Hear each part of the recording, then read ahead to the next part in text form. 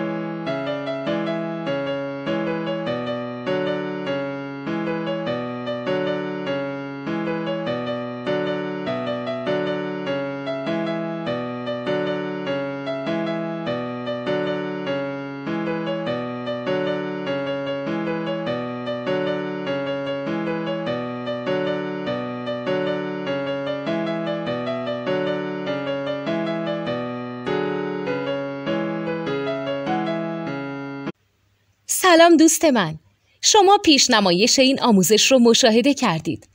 برای دیدن آموزش به صورت کامل میتونید به وبسایت نوت 2 که مرجع آموزش موسیقی هست مراجعه کنید.